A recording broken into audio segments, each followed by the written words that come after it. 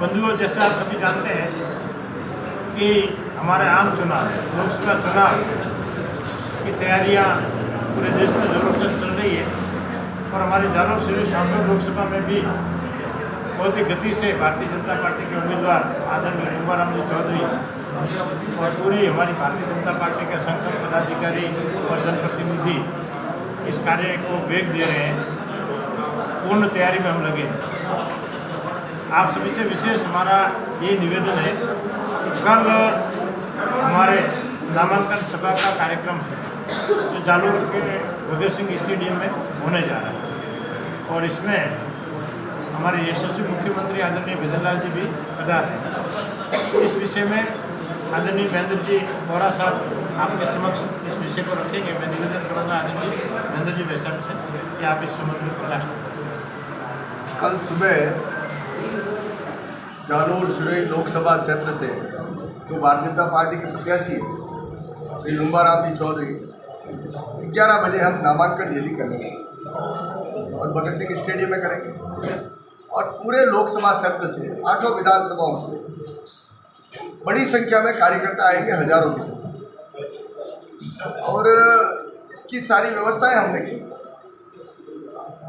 और इस अवसर पर जैसा बताया है कि मुख्यमंत्री हमारे यशस्वी मुख्यमंत्री श्री भजन लाल जी शर्मा, प्रभुलाल जी सैनी और गजेंद्र सिंह जी ख्यूस, इस प्रकार से ये नेतागण रहेंगे। और इस अवसर पर भारतीय जनता पार्टी के पक्ष में मतदान करने की बात के साथ में कार्यकर्ताओं को एक ऊर्जा दी जाएगी, एक संदेश दिया जाएगा मोदी जी का, और वहीं से ही हम एक जुलूस के रूप में नामांकन भरने के लिए सामूहिक रूप से जाएंगे और फिर उनके जो आचार संहिता के जो नियम है उतनी संख्या में अंदर हम नामांकन पेश करेंगे।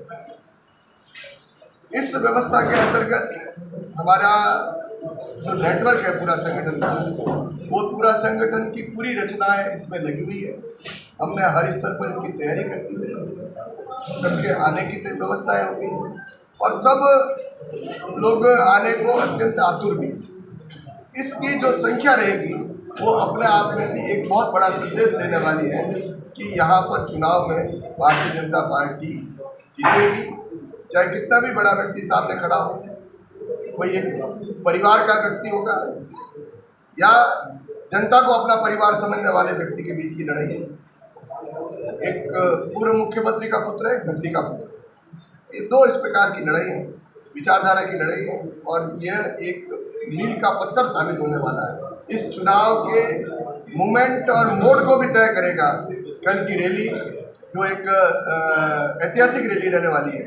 ये हमारी शुरुआत है और फिर आगे भी इस पूरे चुनाव के दरमियान राष्ट्रीय स्तर के और प्रदेश स्तर के कई नेता भी इसमें आने वाले हैं।